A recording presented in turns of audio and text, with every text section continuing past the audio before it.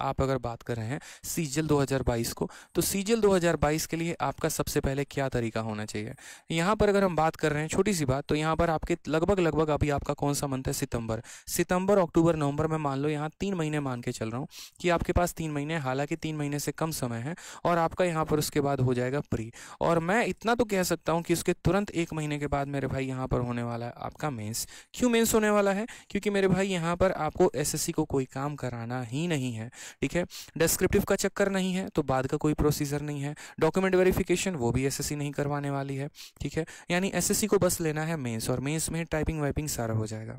अब यहाँ पर एज ए एस्पिरेंट जरा सोचो, अभी मैं स्ट्रेटजी नहीं बता रहा हूँ, स्ट्रेटजी की मेरी बड़ी डिटेल में वीडियो आएगी, वो तो मैं बताऊंगा, सो अलग बताऊंगा। मैं आपको छोटी छोटी बातों से अवगत करा रहा हूँ ताकि आप अपना जो डेली का दिन है, जो डेली का आपका टाइम है, उसको आप किस तरीके से यूटिलाइज करो, आपको अभी समझ में आ जाए।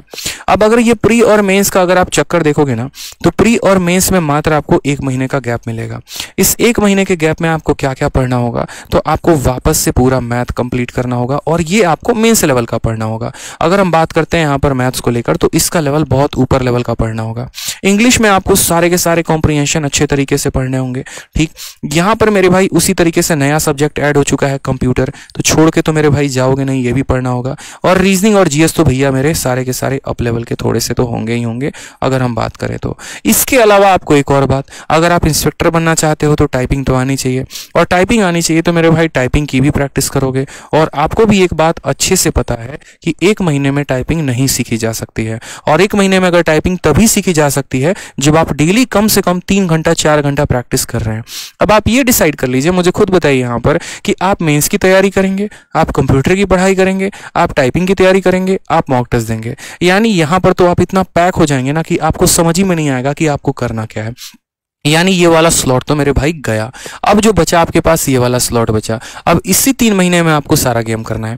यानी जो मेरा भाई ये सोच रहा था ना कि जब हम तो अभी फिलहाल प्री को निकाल लेते हैं, प्री तो बस मेरे भाई क्वालिफाइंग है, तो भैया सबसे ज्यादा लगेगी आपकी, इस बात को हम बता दे रहे हैं, बड़े भाई के नाते यहाँ बता दे रहे हैं। रीजन क्योंकि यहाँ प्रैक्टिकली देखिए तो आपके पास कुछ भी समय नहीं मिलने वाला है।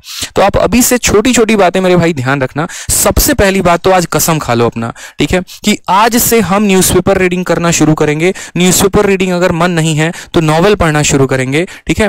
नॉवेल में आपको बता दे तो आप कोई भी अच्छी सी नॉवेल, जैसे चेतन भगत की हो गई, ठीक, बढ़िया बढ़िया है मेरे भाई, 3 मिस्टेक्स ऑफ माय लाइफ हो गया आपका, द गर्ल नेक्स्ट डोर हो गया, ऐसे करके कई सारे नॉवेल हैं। तो यहाँ नॉवेल पढ़ना अभी से शुरू कर दो, क्योंकि एसएससी ने साफ लफ्जों में कहा है, क्या कहा है भैया, हम कॉम्प्रिहेंशन उठा के देने वाले हैं तुमको, तो इसीलिए नॉवेल पढ़ना अभी से शुरू कर दो।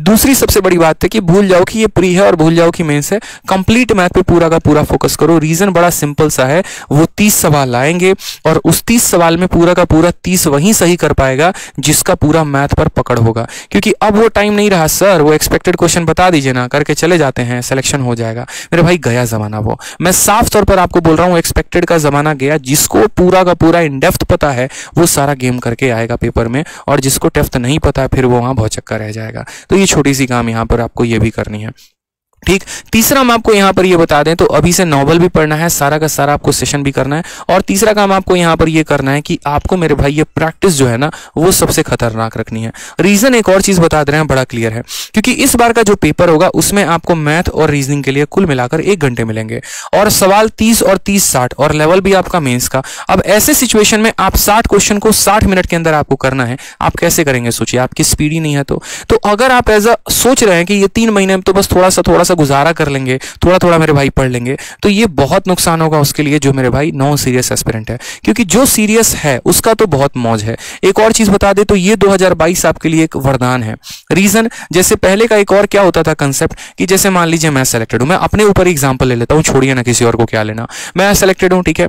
अब अगर मान लीजिए कि मुझे आज के टाइम पर सिलेक्शन लेना है दोबारा से, मेरे मन लायक मेरा डिपार्टमेंट नहीं मिला, मैं राइट नाउ मान लीजिए केरला में पोस्टेड हूं, नॉर्थ मतलब साउथ में हूं, मेरा मन ही नहीं है यार वहां पे रहने का, मेरा मन दिल्ली में है, मैं क्या करूं, तो मैं दोबारा से फॉर्म भरता हूं वापस से 2022 का। मान लीजिए कि पैटर्न वही पुराना होता है, मेरे लिए प्री निकालना बहुत आसान काम है। क्यों? मैथ्स में मेरे 50 out of 50, English 50 out of 50, reasoning 50 out of 50। जो मेरी थोड़ी सी कठिनाई आएगी वो जीएस में। मान लीजिए जीएस में 20 भी नंबर आ गए तो भी तो मेरा प्री का स्कोर 170 हो गया ना, ठीक है। ऐसी ही कहानी होती है उन सभी लोगों की जो ऑलरेडी डिपार्टमेंट में होते हैं, सेलेक्टेड होते हैं, आराम से 150 से 170 के बीच में प्री में वो लेकर आ जाते हैं, ठीक। अब मेंस की मैं आपको बात बताऊं तो अपने तैयारी के समय में उन लोगों लोगों ने इतनी प्रैक्टिस कर ली होती है कि अगर आखिरी के वो 10-15 दिन भी पढ़ लेते हैं ना, तो बड़े आराम से वो मेंस में 180 से 190 मैथ में स्कोर कर सकते हैं और इंग्लिश में 180 से 190 स्कोर कर सकते हैं।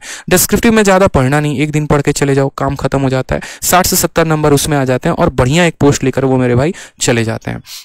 अब यहाँ पर सोच लीजिए कि अगर इतना नंबर लाने के बाद और मेहनत कितनी, ना के बराबर। क्यों? क्योंकि उन्होंने अपने लाइफ में बहुत मेहनत कर रखा है। अब ये भी एक बहुत बड़ा लूप हो जाता है, क्योंकि इस बार का अगर आप डेटा देखेंगे 2019 में, तो 2019 में 60% उन लोगों ने सिलेक्शन लिया है जो ऑलरेडी किसी ना किसी डिपार्टमेंट में वर्किंग है। 10,000 में 6,000 पोस्ट उनके खाते में गई है, जो कोई ऑलरेडी एक्साइज इंस्पेक्टर है तो सही, लेकिन बैंगलोर में बैठा और उसको दिल्ली चाहिए। ऑलरेडी कोई टैक्स असिस्टेंट है तो सही, लेकिन मेरे भाई उसको इनकम टैक्स चाहिए। तो यहाँ पर 4,000 वैकेंसी ही सिर्फ इस बार नए लोगों को मिली थी। तो एक मेरे भाई अपॉर्चुनिटी ये भी हो जाएगी कि इनकी भी हालत अब खराब होने वाली है। क्यों? क्योंकि मेरे भाई इनको भी अब मेंस में सारे सब्जेक्ट आने हैं, तो सारा कुछ इनको पढ़ना पड़ेगा। कंप्यूटर इनको पढ़ना पड़ेगा, इनको यहाँ पर पूरा का पूरा जीएस पढ़ना पड़ेगा, रीजनिंग पढ़ना पड़ेगा। तो आपके पास द बेस्ट अपॉर्चुनिटी है कि आप उनको कंपीट कर पाओ, क्योंकि पहले जो है ना, ये आपसे बहुत लीड में रहते थे, लेकिन अब कहीं ना कहीं इनकी भी एक तरीके से मन में ये होगा, अगर मानो मुझे ही देना है तो भाई मेरे को तो कंप्यूटर पढ़ना पड़ेगा ना, मेरे को स्टैटिस्टिक्स और प्रोबेबिलिटी पढ़ना पड़ेगा ना। ठीक है, ये बताओ, पूरा जीएस वापस से पढ़ना पड़ेगा ना। क्यों? क्योंकि जीएस का 30 सवाल हो चुका है, हर सवाल 3 नंबर के वेटेज ज्यादा हो चुकी है। तो इसी वजह से एक बढ़िया अपॉर्चुनिटी आपके सामने मिल जाता है, जिसमें आप अपना गेम कर सकते हैं बढ़िया से। और वैकेंसी भी कितनी है? तो 20,000 से ऊपर की है। तो इस बात का, छोटी छोटी बातों का ध्यान रखेंगे मेरे दोस्त यहाँ पर, कि इस बार जो है या तो करके दिखाना। मैं हमेशा एक बात बोलता हूँ यार, लाइफ में मैंने हमेशा सोचा है, या तो मतलब ठीक है, या तो जान लगा दो और नहीं तो जाने दो, सीधी सी बात है। ठीक है, जान लगा दिया तो फिर जाने नहीं देंगे, और जाने दिया तो जान लगाया ही नहीं आपने। ठीक, जैसे आपने बेइंतहा एकदम मोहब्बत उनको की ना, वादे दिए, कस्में दिए, एकदम लगे पड़े हैं जीवन में, पक्का तुम्हारी गलियों में बारात लेकर आएंगे, एक बार सिलेक्शन तो हो जाने दो, चाहे वो बाद में लेके जाओ नहीं जाओ। तो अगर चाहते हो कि वो कमिटमेंट पूरी हो, तो इस बार से हो सकती है, ये भी मैं आपको बोल दे रहा हूँ। ठीक है, तो इसीलिए ध्यान रख लो, नहीं तो पता चले कि शादी उनकी, बारात किसी और का, और आप बैठ के वहां पर खाना में लगे पड़े हैं कि चलो थोड़ा खाना ही सही नसीब हो जाए, और सोच रहे होते कि काश उस दिन आदित्य सर की बात सुन लिए होते, ध्यान दे दिए होते, और उसी दिन से मेहनत कर दिए होते, तो आज बारात भी यही होती, जगह भी यही होता, लेकिन दूल्हा हम होते हैं। ठीक है, तो इसलिए मेहनत कर लो मेरे भाई अभी से यहाँ पे।